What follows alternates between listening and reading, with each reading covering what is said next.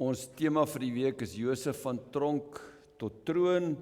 Maandag het ons gekyk na droom om 'n koning te word, die bevoorregte seun van sy pa, verkoop as slaaf, Dinsdag van slaaf tot tronkvoël, die absolute pad van vernedering wat hy gestap het, en dan vanaand van tronkvoël tot eerste minister, gevangene tot tweede in bevel van Egipte, en dan donderdag kyk ons na God bring Josef se broers se sonde aan die lig, en Sondag God seën Josef sy nalatenskap.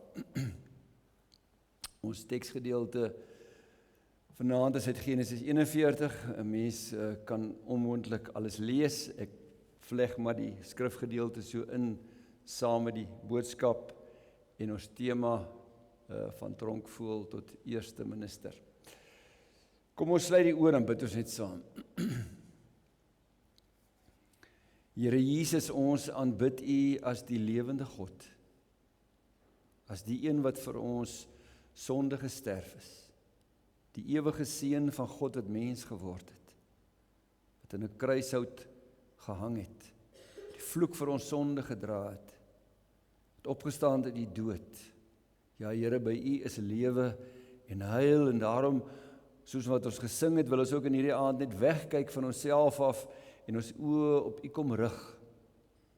Soos die Israeliete daar in die woestyn na Moses se koperslang gekyk het, en die wat gekyk het, het gesond geword, en die wat weggekyk het, het gesterf. Geef vir ons geloofsoë wat vasgenaal sal wees op U, ook in hierdie aand. Dankie dat U U Gees uitgestort het op Pinksterdag, en U Gees gegee het aan elke kind van U, en dat U deur die Gees in ons harte 'n honger en dors sal sit na U, en dat U deur die Gees ons verander. Ons bid ook dat U in hierdie aand kragtig in ons midde sal werk, Here, en dat U ons sal verander om meer soos U te word. Ja Here, verheerlik U self ook deur U woord en deur ons saam wees en deur ons gebede, dat die fokus op U sal val. Ons bid dit om U naam se ontwil. Amen. Nou gisterand het ons stilgestaan by die woestynpad van vernedering wat Josef gestap het in God se skool van voorbereiding. En die woestynpad van vernedering wat Josef in God se skool van voorbereiding moes stap, is amper klaar by die punt waar ons nou in Genesis kom.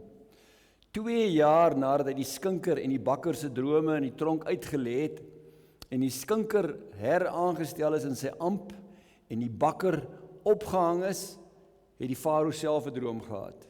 Dit beteken Josef het nog 2 jaar in die tronk deurgebring, nadat die skinker van hom vergeet het. Maar die God van Abraham en Isak en Jakob het nie van Josef vergeet nie. Dit was die laaste 2 jaar van die 13 jaar van Josef se woestynpad. En dit het nou op 'n einde gekom. En Josef se tyd van vernedering sou skielik tot 'n einde kom. En sy verhoging was net 'n paar uur ver. Op hierdie pad het die Here vir hom nederigheid, volharding, selfbeheersing en geduld, dit het deel gemaak van sy karakter. Dis deel van die vrug van die Gees, en ook by ons word dit nie deel van ons karakter gewoonlik na 'n louteringsproses. Dis soos die Gees werk, gaan lees maar 1 Petrus. Om dit alles te leer, moes Josef getrou gebly het aan God terwyl hy onregverdig gelei het. Ons het gisteraan daarop uitgebly. Hy het getrou gebly aan God terwyl hy onregverdig gelei het.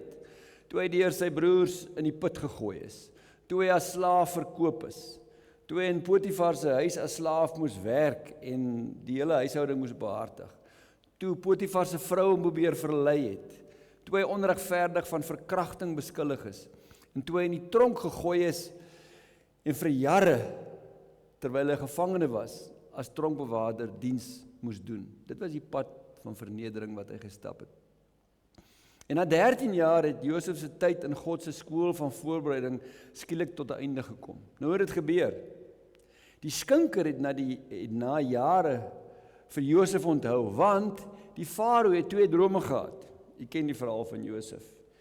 Die eerste droom het farao laat wakker skrik, en toe slaap hy weer, en die tweede droom het hom weer laat wakker skrik, en toe het hy eers besef dat hy droom, want so werklik was sy drome gewees. Farao se drome het hom gepla, en hy het onmiddellik al die waarsêers en die raadgewers wat opgelei was in towery en astrologie laat roep, en hulle kon nie sy droom vir hom uitlê nie. En dan vertel die skinker vir farao hoe Josef, die Hebreëse slaaf, sy droom 2 jaar terug uitgelê het, en die bakker opgehang is, en hy herstel is. Toe het die farao vir Josef laat roep, en hy het hom gou uit die tronk gehaal. Dit was die eerste stap in Josef se verhoging. As ons terugkyk, begin die verskillende elemente van God se plan vir Josef se lewe oor die afgelope 13 jaar in plek val soos 'n legkaart. As jy na jou eie lewe kyk, dan is jy partykeer in die middel daarvan, en jy kan nie kop of stert uitmaak nie. Maar as jy terugkyk, dan sien jy dit. Sy broers moes hom as slaaf verkoop, sodat hy by Potifar kan begin werk, sodat Potifar se vrou hom probeer verlei, sodat hy op 'n vals aanklag van verkrachting tronk toe gaan, sodat hy die skinker se droom kon uitlê, en die skinker dit 2 jaar later aan die farao kon vertel. Die hele plan het God fyn uitgewerk. Die skinker het vir Josef onthou, omdat dit God se plan was vir Josef se lewe. God se tyd was reg. As die skinker vroeër vir Josef onthou het, en hy sou dit reg kry, om vir Josef uit die tronk te kry, sou hy waarskynlik werk in die wynkelder of die kombuis gekry het. Hy sou hom kon uitkry, maar dan sou hy hom in die kombuis aangestel het, of hy sou hom in die wynkelder, maar Josef was vir veel hoër dinge bestem as 'n werker in die kombuis of die wynkelder. Dit leer ons om nie op mense te vertrou nie. God gebruik hulle, maar ons hoop moet vertroue moet alleen op God gerig wees. Josef word nou deur die hoogste menslike gesag uit die tronk laat roep. Daar word nie touwtjies getrek sodat Josef by die agterdeur uitglip vir 'n werkie in die skinker se kombuis nie. Nee, hy gaan met spoed by die voordeur uit van die gevangenis, want die farao self laat hom haal. Nou persone wat voor die farao verskyn het, moes absoluut skoon en netjies gewees het. So hy moes gebad word, en sy hare en sy baard moes geskeer word, en hy moes nuwe skoon klere aan hê, en toe hy voor die farao verskyn. Skoon geskeer, skoon klere. Maar meer nog, voor God het hy gestaan, na die 13 jaar, met 'n rein en 'n gelouterde hart. Hy was nie so, toe sy broers hom in die put gegooi het nie. Hy was nou anderste. Josef was gereed om vir farao, sowel as vir die Here tot diens te wees. En hoor wat sê die farao dan vir Josef? Hy sê vir hom, ek het 'n droom gehad, maar daar's niemand wat dit kan uitlê nie. Toe het ek van jou gehoor, jy lê 'n droom uit as jou moer. Josef kon maklik gesê het, ja, dit is ek wat drome uitgelê het, maar Josef gee onmiddellik aan God die eer. Josef het vir die farao gesê, nie ek nie, God gee die goeie antwoord vir u. Net na 13 jaar, so onregverdige lyding, en onreg wat hy verduur en verdra het, dan word jy gestroop van selfsug, en van soeke na jouself. En sy eie voordeel was vir hom minder belangrik as sy verhouding met God. En die eer van die Here was vir hom die belangrikste. Daarom val die fokus op God. Dan vertel farao sy 2 drome aan Josef. Meeste van u ken dit. In my droom het ek op die wal van die Nyl gestaan. Toe kom daar 7 mooi vet koeie uit die rivier uit, en hulle gaan wei in die vleigras. Na hulle kom daar toe 7 ander koeie uit die rivier uit. Hulle was lelik en maar. Ek het nog nooit sulke lelike diere in Egipte gesien nie. Toe vreet die lelike maar koeie die eerste 7, die vet is op, nadat hulle ingesluk was. Kon jy dit nie aan die mares opmerk nie. Hulle het nog net so sleg gelyk as aan die begin. Toe het ek wakker geskrik. Ek het daarna in 'n droom gesien, 7 mooi volare het opgeskiet aan een stingel. En na hulle kom daar toe 7 droë skraalare uit wat verskroei is deur die oostewind. Die skraalare sluk toe die 7 mooi are in. Ek het dit vir die waarsêers vertel, maar niemand kon my iets sê nie. En dan antwoord Josef die Farao en hy sê, u het maar net een droom gehad, wat God wil doen, het hy aan u meegedeel. En dan gee Josef vir Farao die Here se uitleg van sy drome. Die 7 mooi koeie en die 7 vetare is 7 jare van ongekende voorspoed en reuse, bogemiddelde oeste. En die 7 maar lelike koeie en die 7 skraalare is 7 jaar van droogte, swak oeste en hongersnood. Maar belangrik, die tweede 7 jaar se hongersnood sal so erg wees dat almal die voorspoed sal vergeet. Daar sal geen tekens meer wees nie en die hongersnood sal die land op sy knieë bring. En Josef sê vir hom, die hongersnood sal so straf wees dat 'n mens later niks meer van die oorvloed sal merk nie. En soos wat jy weet, is dit mos nou vir 3, 4, 5 jaar baie goed reën, dan dink jy nie aan droogte nie. Dink jy nie dit gaan kom nie. Sê Josef, dit gaan kom en dit gaan so wees dat daar 'n hongersnood gaan wees. En dan Josef se woorde wat soos 'n doodsvonnis was, die droom het 2 keer na u toe gekom, omdat die saak vas staan by God. Hy sal dit binnekort uitvoer. Dit was ook 'n profetiese heenwysing na sy eie drome. Dit het ook 2 keer na hom toe gekom. Die gerwe op die land en die son en die maan en die sterre wat voor hom gebuig het. En binnekort gaan sy broers voor hom ook buig. En dan lei die gees van God vir Josef soos gedurende al die jare in Potifar se huis en in die tronk om 'n meester reddingsplan op die tafel te sit, sodat Egipte genoeg graan sal hê vir die 7 jare van hongersnood wat na die 7 jare van oorvloed sou volg. En Josef gee dan 'n posbeskrywing van die man wat die taak moes uitvoer. Hy sê, ek beveel aan dat u 'n verstandige en wyse man kies en hom 'n beheerplaas van die hele Egipte. Amptenare moet oor die hele Egipte aangestel word, sodat 1/5 van die 7 jaar rekordoes wat voor die deur is, in graanskure opgeberg word, vir die 7 jare hongersnood wat sou volg. Dan sal die hongersnood die land nie uitroei nie. Dan lees ons die plan het byval gevind by die Farao en al sy amptenare, want Egipte het immers in daardie tyd bekend gestaan as die graanskuur van die destydse wêreld. En die Farao wou daarmee, dit moet gestand gedoen word. In die aanwysing van die regte man vir die groot werk het Farao onmiddellik vir Josef aangewys. Josef het nie gesê wys my aan nie, hy het gesê wys 'n man aan wat dit kan doen. En die Farao het daarop vir Josef gesê, God het jou dit alles bekend gemaak. Daaruit is dit duidelik dat niemand soveel wysheid en verstand as jy het nie. Ek stel jou aan oor my paleis. My volk moet jou gehoorsaam wees. Net ek sal meer mag as jy hê. Kyk, ek stel jou aan oor die hele Egipte. Dit is absoluut merkwaardig. Farao het vir Josef aangewys as sy keuse, want dit was God se keuse en was God se tyd. Ons lees in Genesis 41, 42 tot 43, toe haal Farao sy seelring af en steek dit aan Josef se vinger.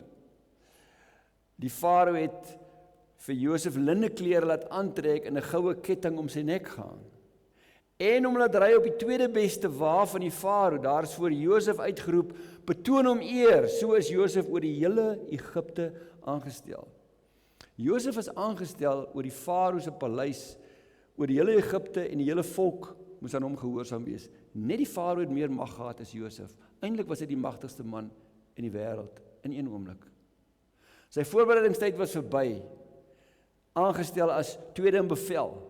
Eintlik was Farao president en hy was eerste minister. Hy het die werk gedoen.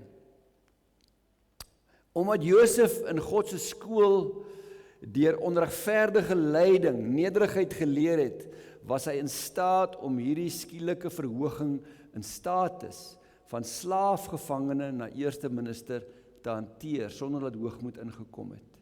Dis al hoe God ons vinnig kan verhoog en dan niks in ons hart gebeur nie, as ons nederigheid leer deur loutering. Josef se aanstelling in hierdie hoë pos het gepaard gegaan met handelinge wat eie was in die kroningsseremonies van die konings in daardie tyd, en daar's betekenis daaraan. Die een is 'n koninklike proklamasie. Ek stel jou aan oor die hele Egipte. En dan die tekens van sy amp.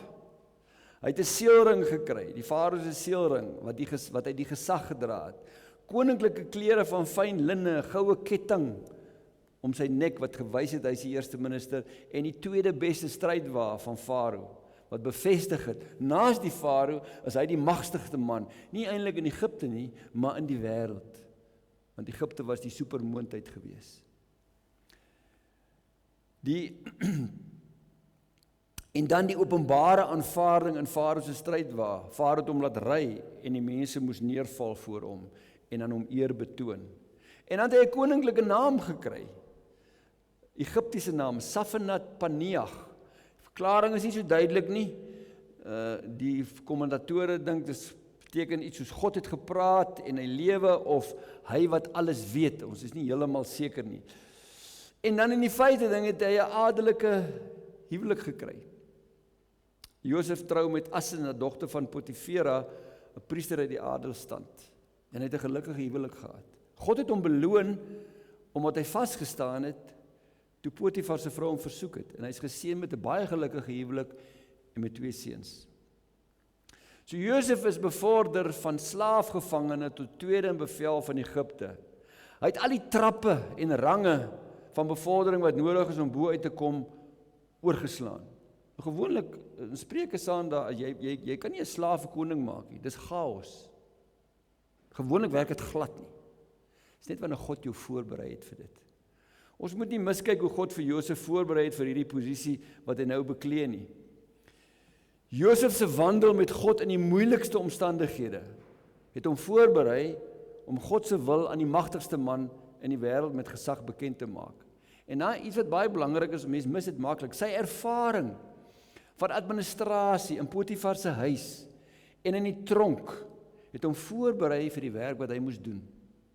As die Here jou 'n taak gee om te doen, word jy voorberei om dit te doen.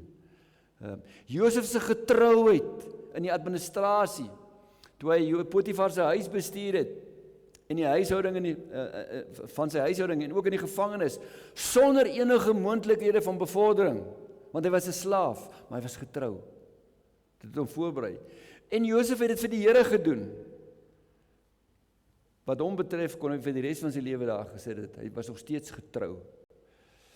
Al die oneer wat Josef moes verdra het hom voorberei vir die eer wat hom sou toeval en om dit met waardigheid te dra. God het vir Josef vergoed vir al die oneer wat hy moes verdra het. Interessant as 'n mens dit gaan vergelyk. Sy pa het hom berisp oor sy drome, omdat sy hele familie in sy drome voor hom Josef gebuig het. Die Farao het die hele Egipte voor hom laat buig. Sy pragtige veelkleurige kleed het sy broers van hom afgeskeer. Die Farao het 'n koninklike kleed met gesag om sy skouers gehang.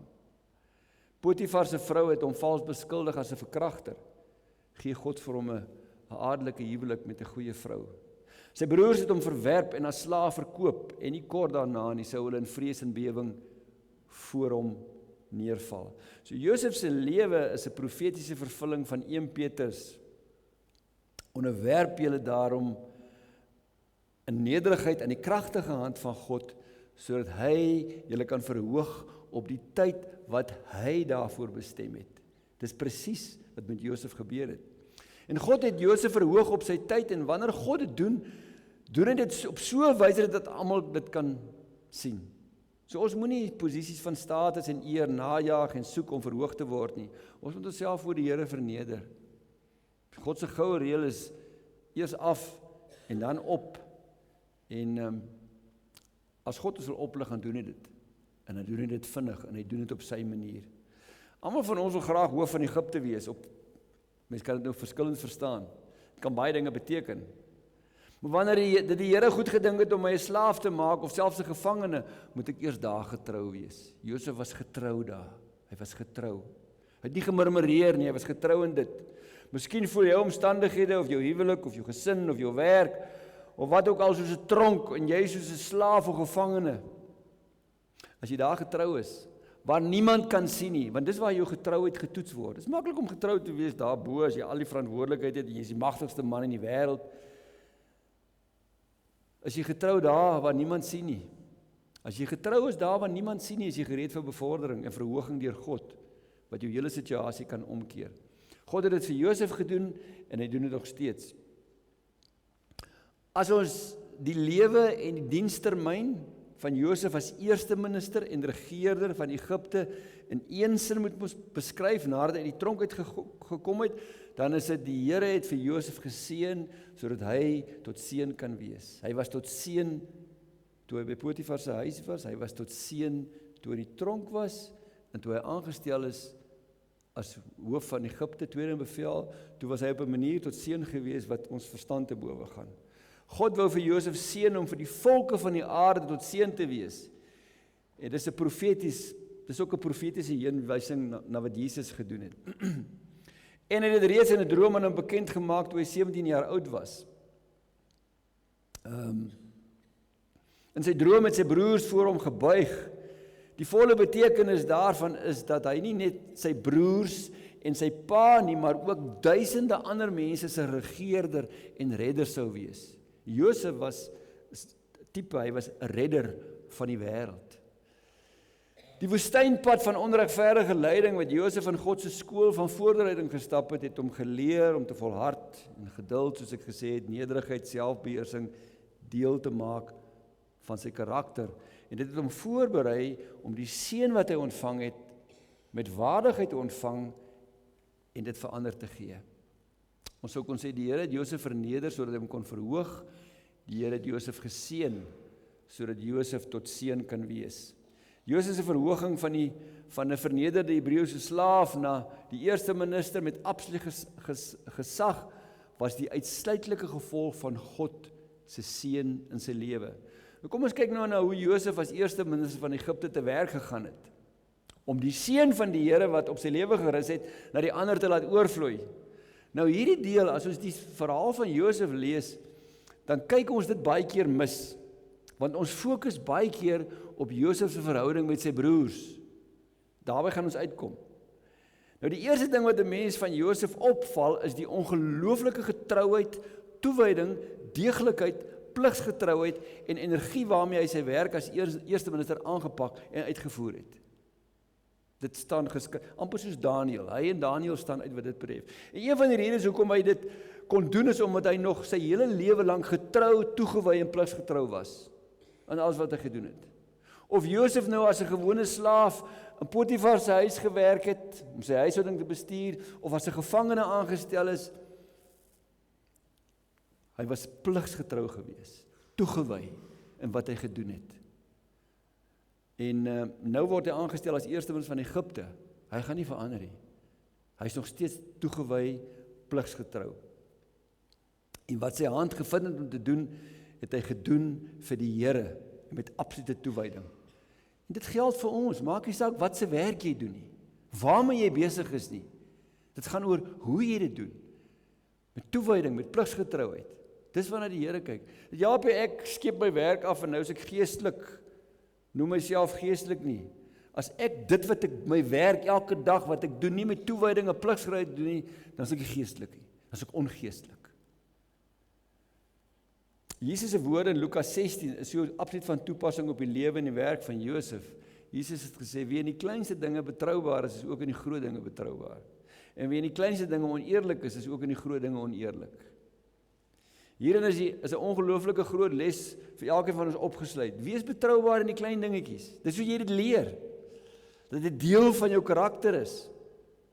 In die klein dingetjies wat soms vernederend kan wees, daar waar niemand jou kan sien nie, sal God jou aanstel oor groter dinge. Wees getrou in die klein dingetjies waarop mense neersien wat sleg is. En God sal jou eer. En jou aanstel in groter dinge. Kom ons leer by Josef. Hy was betroubaar in die kleinste dinge wat hy as 'n slaaf en 'n gevangene gedoen het, en daarom het God hom aangestel in groter dinge. En daar was hy ook betroubaar. Josef het nie 'n pos gekry wat hy nie kon volstaan nie. Kom ons kyk hoe het hy dit uitgevoer. Baie interessant wat Josef gedoen het. Merkwaardig hoe hy die land bestuur en regeer het. In Genesis 41 vers 34-36 gee Josef sy reddingsplan vir Egipte, wat dan ook deur Farao aanvaar is. Hy sê die Farao moet optree en opsigters aanstel oor die land, en hy moet in die 7 jaar van oorvloed 1/5 van Egipte land se oes opeis.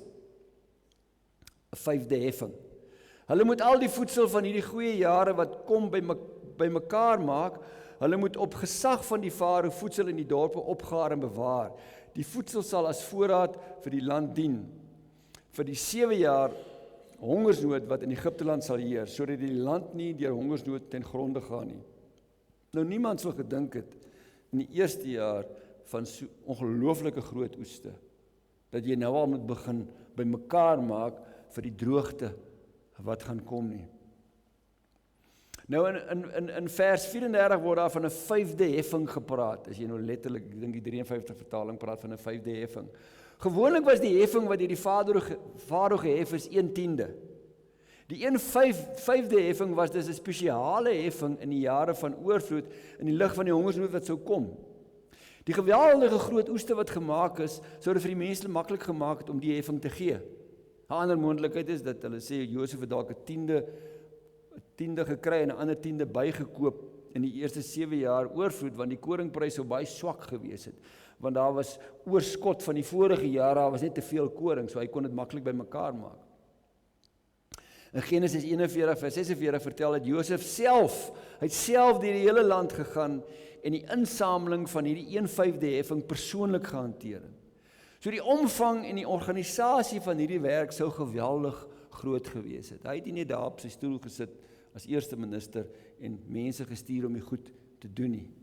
Ons lees in Genesis 41 vers 47, tydens die 7 jaar van oorvloed het die land 'n buitengewone groot oes gegee en Josef het al die graan wat daar in hierdie jaar in Egipte was, bymekaar gebring in graanskure geberre. In elke stad is die graan uit die lande van daardie omgewing geberre. Josef het so baie koring bymekaar gemaak dat dit net soveel was as die sand van die see.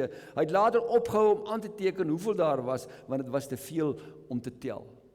Dis soos hy gereed gemaak het vir hierdie 7 jare van hongersnood. Maar toe die 7 jare van oorvloed verby is, het die 7 jare hongersnood begin, en ons lees daarvan in vers 53, ek het daai een gemis. Het ek net goed kyk hier. Na die 7 jaar voorspoed in Egipte, het die 7 jaar hongersnood begin. So het Josef dit destyds aangekondig. In al die lande was daar hongersnood, maar in die hele Egipte was daar kos. In al die lande was daar hongersnood, maar in Egipte was daar kos. Baie vinnig toe die droogte die res van die wêreld tref, toe is daar net kos in Egipte. So deur Josef se administrasie en bestuur van 7 jare van oorvloed, het die Here Egipte geseën. In al die lande was daar hongersnood, maar in Egipte was daar kos. Nou, dan lees ons in Genesis 41, 55 tot 57, hoe dat Josef die hongersnood in Egipte bestuur het. En toe later ook vir die res van die wêreld.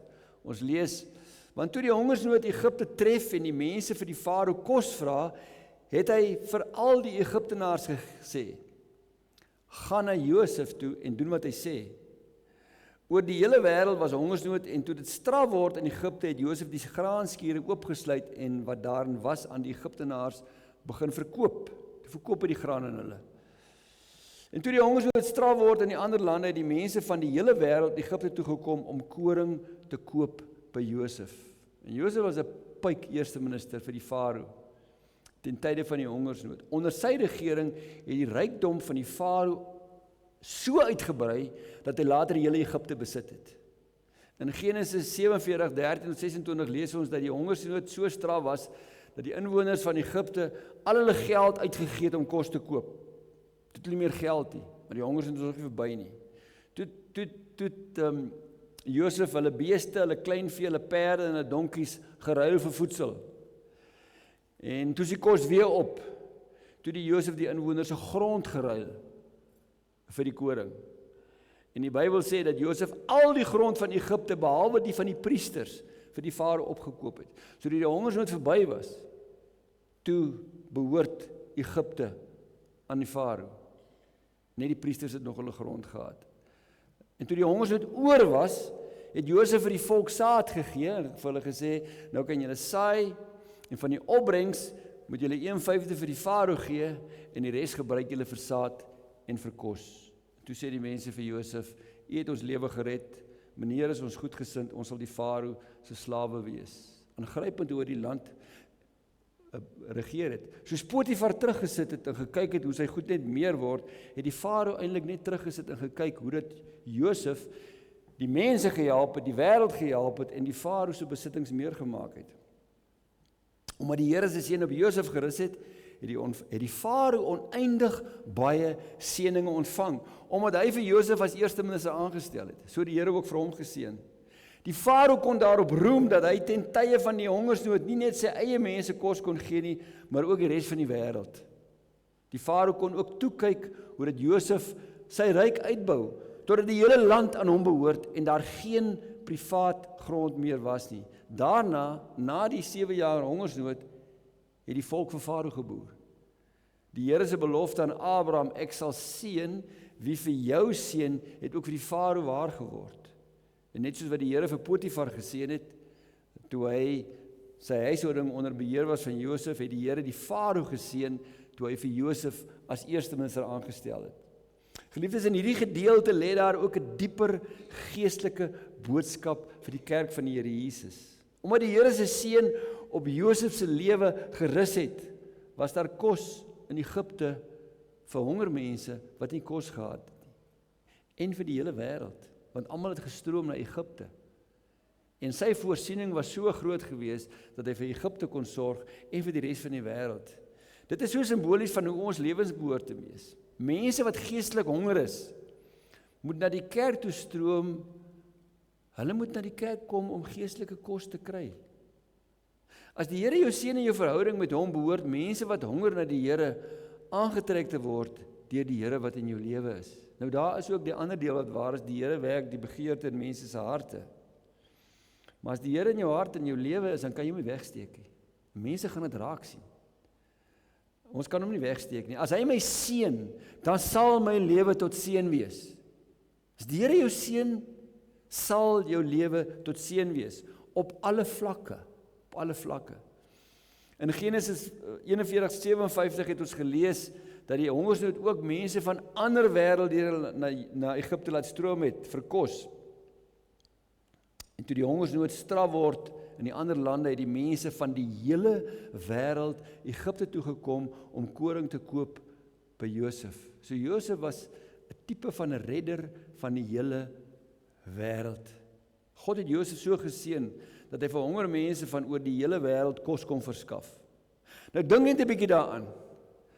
Terwyl Josef so 10 jaar terug as 'n slaaf in die gevangenis gesit het, hy was waarskynlik so 3 jaar by Potifar en toe sy in die tronk gesit. Toe hy so 10 jaar gelede in die gevangenis gesit het, dink julle hy het in sy wildste drome gedink dat so iets moontlik is, dat hy die magtigste man in die wêreld sal wees en dat hy vir die hele wêreld gaan kos gee? Totaal ondenkbaar. Dat honger mense van reg oor die wêreld na hom sal stroom om kos by hom te koop. Dis net 10 jaar terug. En dat hy alleen die mag sal hê om aan mense kos te kan gee. Op daai stadium het hy net gehoop hy kan uit die tronk uitkom. Baie keer werk dit by ons ook so. Jy is so vas in jou situasie, jy wil net daar uitkom. En jy weet nie wat God met jou gaan doen nie. Ver bo wat jy kan bid of dink. Daarom sê Paulus in Efesiërs dat die Here magtig is om oneindig veel meer te doen as wat ons bid of selfs dink. Toe ek die vakansie daar in Bristol was in Engeland, het ons George Miller se kinderhuise gaan besoek. En een van die kinderhuise is omskep in die museum. Die man het vir 20 jaar vir oor die 2000 kinders elke dag kos gegee en hy het net staat gemaak op gebed. Aangrypend, as jy na die geboue gaan kyk daar wat opgerig is. En van hulle is gebou, van hulle het in die geloof gekoop, gaan lees sy verhaal. Dis wat God kan doen. As jou omstandighede vir jou soos 'n gevangenis voel en jy ervaar dat dit jou verhinder om vir die Here te werk soos wat jy graag wil, bly getrou aan die Here. God is in staat om dit om te keer. Onthou, as ons in 'n moeilike situasie is en ons is getrou aan die Here daar, dan is ons op die regte plek. Dan is die Here tevrede met ons. Hoef ons niks meer te doen nie. Die Here wil ons seën sodat ons tot seën kan wees.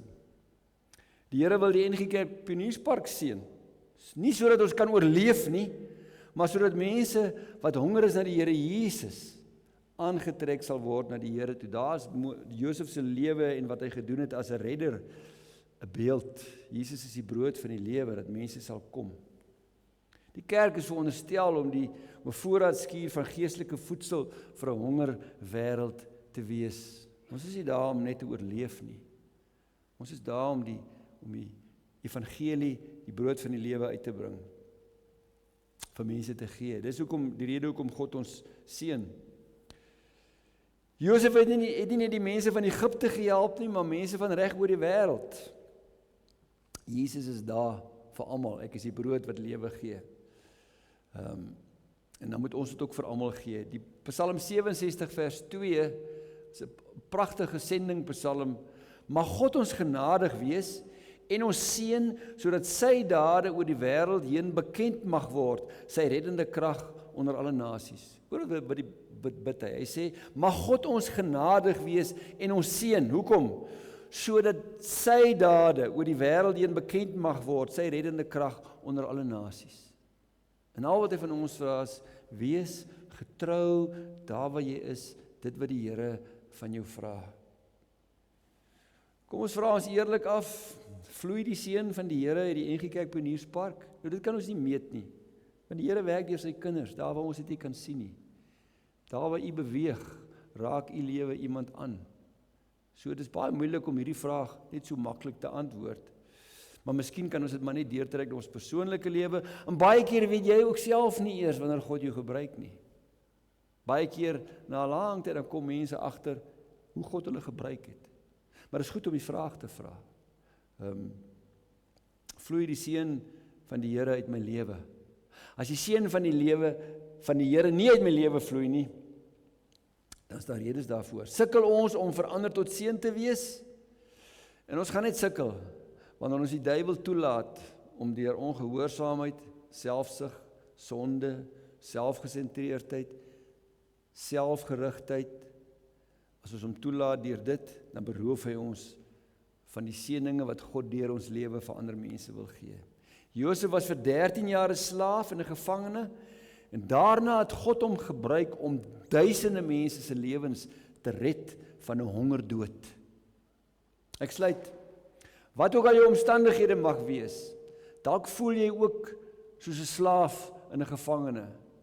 En almal van ons se situasies verskil. Moenie mismoedig word nie, bly getrou en dien God. Maak nie saak wat dit is nie, al is dit gering. Die Heilige Gees wil jou omstandighede gebruik om jou te louter en te vorm, sodat die Here Jesus al hoe meer gestalte in jou lewe kan aanneem, sodat God jou kan gebruik om ander mense te seën. Dis God se pad vir ons, en dis wat hy doen deur sy Heilige Gees in ons lewens as ons sy kinders is. Amen. Ek gaan weer geleentheid gee vir gebed. Die mense, as julle langs mekaar sit, as jy alleen sit, kan jy op jou eie bid, of jy kan by iemand gaan sit, bid ons kan saam bid.